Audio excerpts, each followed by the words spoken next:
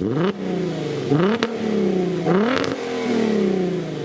guys, I'm Cash with CashedOutCars, and in today's video I'm going to be showing you how to do a muffler or a resonator delete on your car. So if you want to get a little bit more exhaust tone and not break the bank by spending tons on an upgraded performance exhaust, this is a good way to do it, if nothing else, to test out what your car would sound like with a more expensive exhaust. So I'm going to go over all the steps you need to know to take a muffler or a resonator out of your car, an easy way that's easily reversible if you decide that you want to put your muffler back in. So the first thing to do is to safely get your car up on jack stands, and then we could begin. Once your car is safely up on jack stands, you have to figure out what you want to remove from your exhaust. On my car, which is a VR6 4Motion Passat, I want to remove this middle center resonator here. And to do that, it's actually going to be easier than a lot of cars will be, because the front of the exhaust just bolts right up right there with a band clamp, as you could see there. So the two pipes are butted together with a clamp, and that I was able to just take off. If you have something like that, use a lot of PB Blaster and be careful that you don't snap the bolts as you're taking them off, because they'll probably be rusty and stuck. So use some sort of penetrant oil and just go slow when you get those off so you don't break them. And then the next thing to do is to determine where you want to cut your exhaust. So as you probably saw in the start of this video, we're using band clamps to do this modification here. The reason why you're doing this is if you have a straight section of pipe, you don't have to use any welding, and it's going to be a lot easier than getting a custom part welded in, and also easier to reverse than getting a custom part welded in. So what I'm going to do is I'm going to cut this exhaust somewhere around here, and that'll allow this resonator to drop out, and then I'm going to connect a pipe from here to that part down on the ground over there, and I am going to unfortunately have to weld a custom part for right there. But like I said, if it's straight on your car, you won't have to, and it'll be a lot easier than getting a custom part welded in or doing it yourself.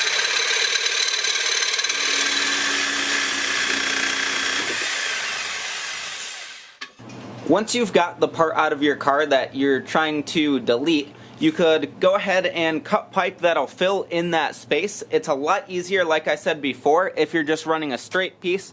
Then you could just measure a straight piece that's the correct size. Mine's a little bit more complicated, so I need to make a kinked piece to connect these two, which I'm not really going to get into in this video because it's not going to be like that on every car. So I'm going to go ahead and make that piece. I'll show you a couple quick clips of me making that, and then I'll show you me installing this back in the car, which is what you'll do next on yours.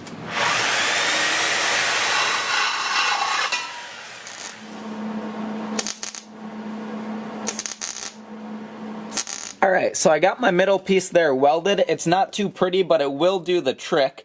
So now what you have to do is get your pipe in place here, and you want to slide the band clamps onto your pipe before you get that up into place, and then you could just slide them over the existing pipe and get them ready to tighten down here.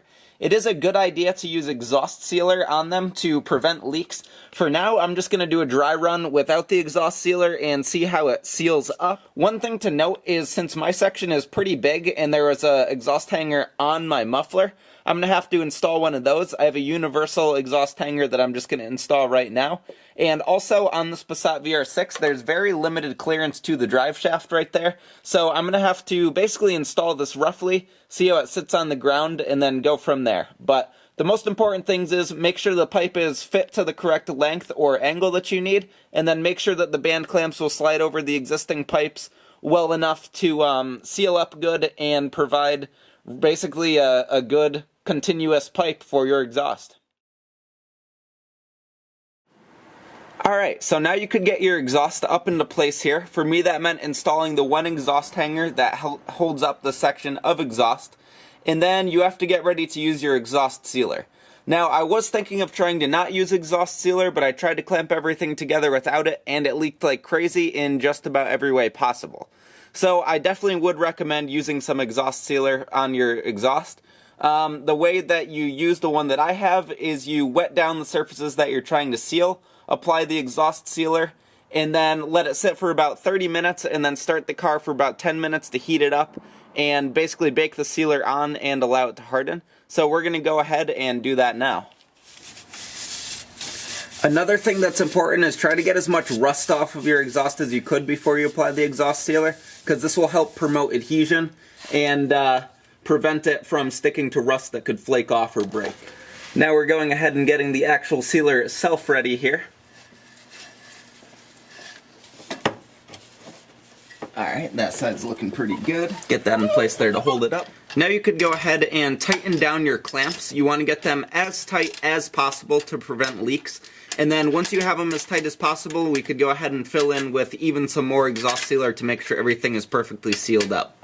You can see the sealer oozing out there at the joint, which means we've done a pretty good job with that one.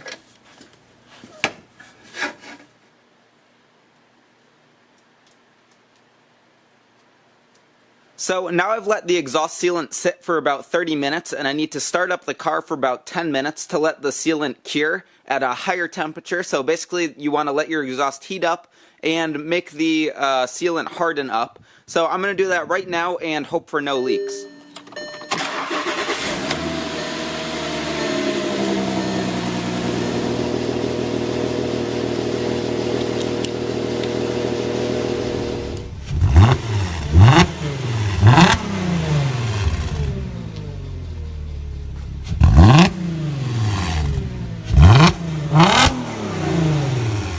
The very last thing to do is to patch up any of those exhaust leaks that you might have after you got your car all back together.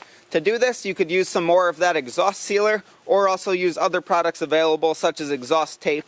But basically, you want to avoid all the exhaust leaks to get your exhaust exiting at the rear of the car, which is where you want it to exit, and then you'll pretty much be all set and good to go. So guys, that's going to wrap up this video. Note that using this method is definitely not the strongest method, and also it is prone to small exhaust leaks, but if you patch everything up, you could get it flowing pretty good with pretty much no leaks, and it will sound good and be easily reversible if you choose you want to put your mufflers back in. With that said, please like this video if you liked it. Comment down below what car you're taking mufflers out of. I don't want to see too many Civics down there.